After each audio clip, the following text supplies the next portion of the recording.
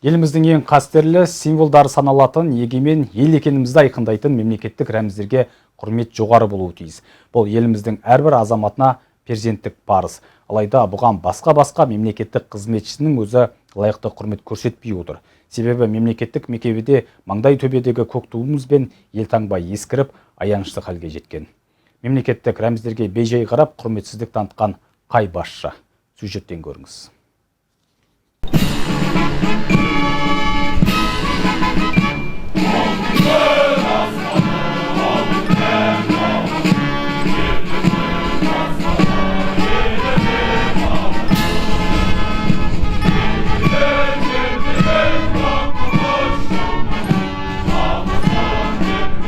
Отанға құрмет мемлекеттік рәміздерді қастерлеуден басталады. Ал оларды құрметтеу еңбектеген баладан бастап еңкейген қарияға дейін жалпы айтқанда елімізде тұрақтаған барлық азаматқа парыз, міндет. Ал кейбір мемлекеттік пысықай басшылар бұған пысқырып қарамайтын сыңайлы. Себебі Ордабасы аудандық мансап орталығының тұғырында тұрған көк туымыз бен елтаңбамыз біршама ескеріп, аянышты халге түскен. Ал біз бұл жағдайға бейжай қарамай, мансап орталығының директоры Қарылға Уәлиханқызын сұхбатқа тарттық. Сөйтіп, тым құрғанда көк туымыздың авторын білуі тиіс деген оймен сұрап көрдік, алайда мемлекеттік рәміздерге жалпы құрмет қаншалықты? Қай деңгейде құрмет көрсетіледі? Жоғары деңгейде. Қанша пайыз? 100 болмаса да 100-ге жақын ғой. Енді нені жоқ дейін деп отырсыздар. Бірақ мен қазір осы жерде сіздер енді заңды қатты білесіздер ғой. Филиал болғаннан кейін біздің сонда ту да жоқ, герб те жоқ. Ол да филиал. Біз филиал болғаннан кейін бізге соның қажеті бар ма жоқ па? Ол Мысалы деп жатырмын да енді. Мен өткенде юристке заңгерге зерттеші деген. Мемлекеттік па? Бұл коммуналдық қой ондай. Жоқ, мемлекеттік па? Мемлекеттік. Мемлекеттік. Білесіз ба, азаматтарға арналған үкімет корпорациясы. Олар қажет жоқ. Жалаудың, гербтің. Мен ойладым, филиал болғаннан кейін мүмкін бізге қажет жоқ шығар деп өзімді. Заңның бәрін қарап шық деген. Бүкіл заңгеріме да. Жоқ, сіз енді мемлекеттік қызметшісіз ғой. Мемлекеттік қызметшісіз. Енді бұрын өзімізбен еркіміз өзіміз деді, қазір қарап кеттік қой. Ол қалай болар екен деп отырмын да. Автор кім? Артыңызда тұрған мемлекеттік туымыз. Бұл біздің егемендігімізді айшықтайтын мемлекеттік ту. Ұмытып қалдым. Білетін сияқты. Құрмет 100% көрсетіледі дедіңіз. Соған дейін дедім ғой, енді осы сода ұмытып қаламын да енді. Маған 80% көрсетіле қойсыншы. Білмедім автор. Білмейсіз ба? Ұмытып қалдым. Күнделікті қаншама халықпен жұмыс. Қанша? Сіз тыныш кезеге отырсыздарсыз. Бізге келген халық бізді жұлуға дайындалып келеді. Мен күніне 100-200 адаммен сөйлесем істеп отырып уже. А сіз келіп маған итоп пенсия кетейін деп отқан кезімде анан автор кім деген адам нақты қалады ғой. Мен қазір есілдердім. Қазір неше шақыртады әкімшілікке? Жалобымен барады. Солардың бәрі басып келем, түсіндіріп келем. Кірет, бірақ ұмытып қалдым. Кірет. Ұмытып қалсаңыз мен сізге айтайын. Шәкен Ниязбек Суичи. Точно. Тілім ішінде тұрады. Білетін тұғым. Шарасаңладыңыз ба? Шарасаңладыңыз ба? Қандай адамсың тіліңмен жағыңа сүйеніп қалған жан. Жоқ, сіз айтып отырсыз тіліңмен. Енді қайтайын енді. Шешеңмен жас адам шығармын. Кекетіп мұқатпаңыздаршы мені. Мен кекетіп отқан жоқпын. Енді айта салмаңыз ба деп. Білмей отырма, қайтайын. Құдай менде аузыма салмай қойды, қайтайын мен. Үйтпеңізші. Итак өзі қазір халықпен разряженный болып келіп отырмын. Мына сыртта бізде маған ондай нәрсені қажет жоқ упрекать етіп отырмын. Кешіріңіздер. Неге агрессивный боласыз? Упрекать етіп, анандай сөз теп-тетте баламын да кішкентай баласыз да, маған сөзіңіз ұнамай отыр. Мен сізге шығара салмадыңыз ба, айта салмадыңыз ба? Мен шықпады ғой, қайтем, Құдай қазір өтіп сөйлеп өліп қалуым да мүмкін. Қазір өліп қалуым да мүмкін менің. Сабыр сақтаңызшы, сіз мемлекеттік қызметшісіз. Жоқ, қандағыны сұрақ қоясыздар. Әбден-ақ сөйлеп отырмын ғой мен, барынша айтып, біліп тұр деп, тілден шығара сал. Мен ойыншық па, ойыншыққа көрініп отырмын ба не? Білсеңіз айтпайсыз ба? Білмей отырмын ғой, қайтем енді, білмей қалдым ғой, қайтем енді, өле қаламын енді. Тілім ұшында тұр еді. Тұр ғой енді, біліп тұрмын соны шыға айтамын, Құдай ақы төбемде. Білмей қалдым, қайтем енді. Осылайша мемлекеттік тудың авторын білмеген Ордабасы аудандық мансап орталығының басшысы бұл әрекетін зейнет жасына жетіп қалуымен түсіндірді. Ең сорақысы да сол Қарылға Уәлиханқызы орталықтың маңдай төбесіндегі мемлекеттік рәміздердің ескергенінен хабардар екен. Сөйтіп, біршама абдырап қалған директор бар кінәні Түркістан облысының еңбек мобильді орталығының директоры Жолаева Ақмарал Пернебек қызына жаба салды. Сырттағы мемлекеттік тудың жағдайын, елтаңбаның жағдайын көрдіңіз ба? Несі бар екен? көрдіңіз бе? Көрдім. Қалай? Әдемі тұр. Керемет тұр. Жаңбыр да тұр, қар жауып жатыр. Бізге қаржы бөлінген жоқ, қаттап келе барып мен сұраған өткен елтаңбаны жалаудым. Бермей жатыр, қаржы менде емес. Ауыстырмақ келіп отыр, не істеймін? Кім кінә болмайды?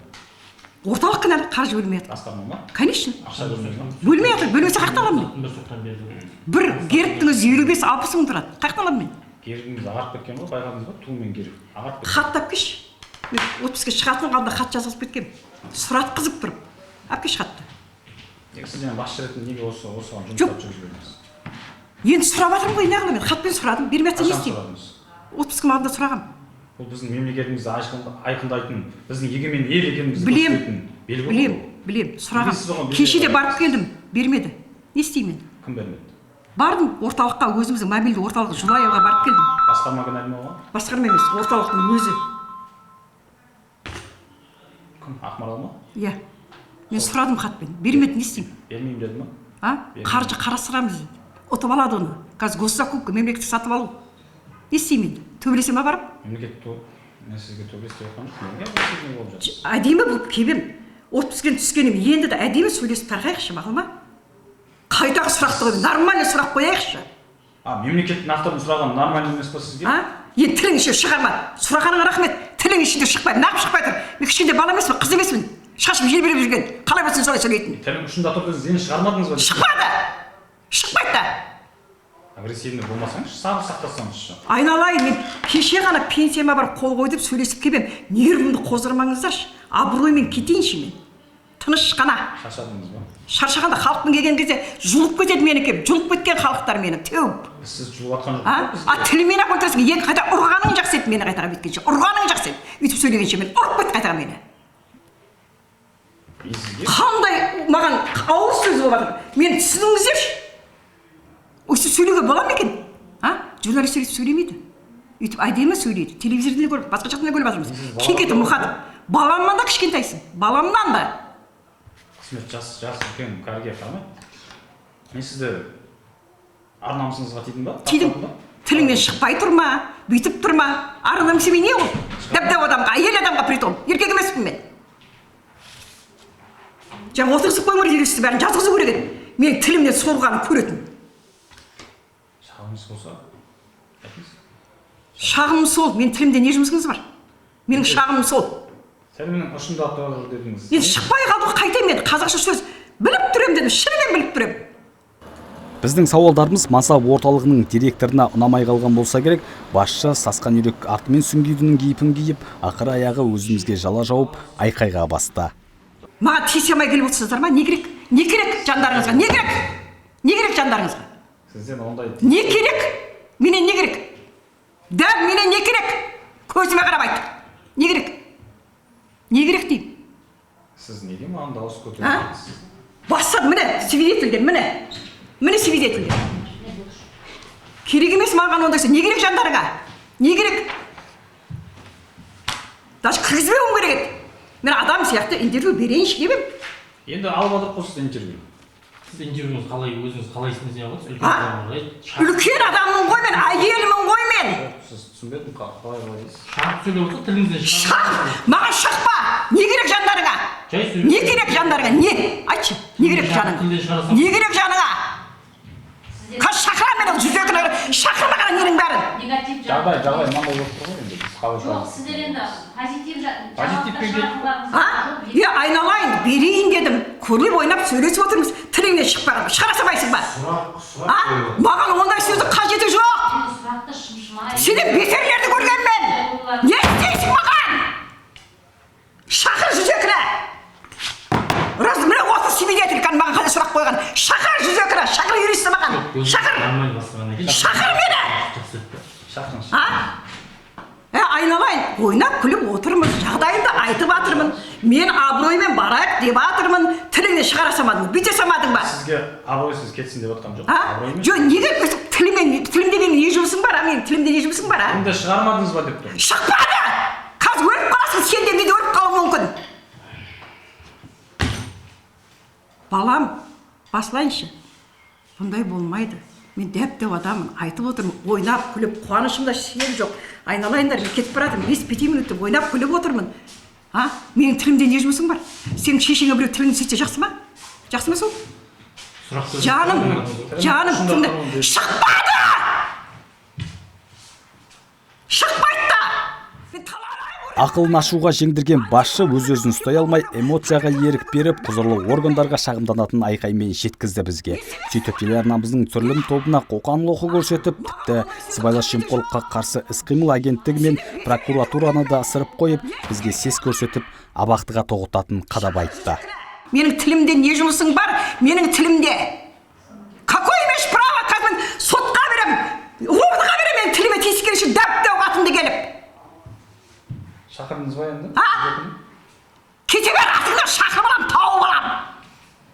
Мен талай көрген мұндайдың. Антикорыңды көргем, пинг-поңды көргем, прокуратураңды көргем, бәрін көргем мен. Не істемексің маған? Не? Мен тілімді көрмін, намысыма айтылдың ғой менің. Әйел баласымын ғой мен, әйел, неге түсіп ет? Анаңмын ғой, анаңмын, ана. Сіздің қалай намысыңызға тиді? Тіліңді тартып айсың, өсіп сол деймін ка?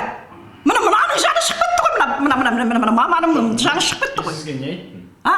Сіз түсініп тұрсыз. Жаңа сотканы қосып отыруларың керек еді.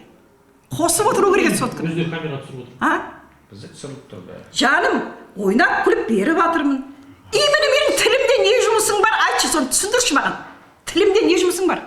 Тілім ұнап қалды ма, не қартайған тілім? Не керек менің тілім саған? Сіз екеуін шақырсаңызшы. Не істейсің? Барқасатып түрмеге? Жатқызып қоямын қазір, надо будет. Жатқызып қоямын. Менің ар-жузарыма тиіскенің үшін жатқызамын қазір менің.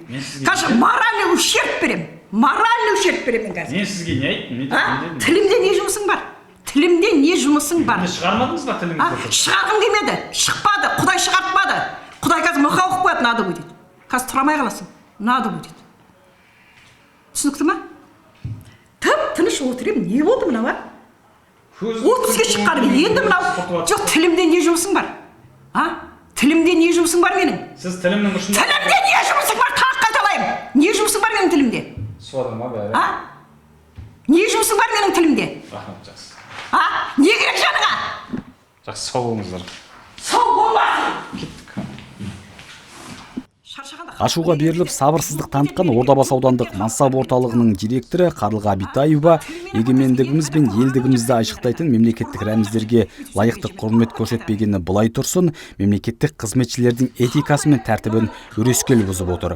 Ал қолданыстағы заң бойынша әдеп кодексін сақтау әрбір мемлекеттік қызметшінің борышы екенін ескерсек, мұндай азаматтар бұған дейін қалай мемлекеттік қызметті атқарып келгені түсініксіз. Осы тұста жасына байланысты уақыты келген Қарлыға Уәлиханқызының зейнетке шыққаны да жөн шығар. Бауыржан Ибрагимов, Нұржан Сейдазимов, Сәкен Серқұл, Әділет ақпарат.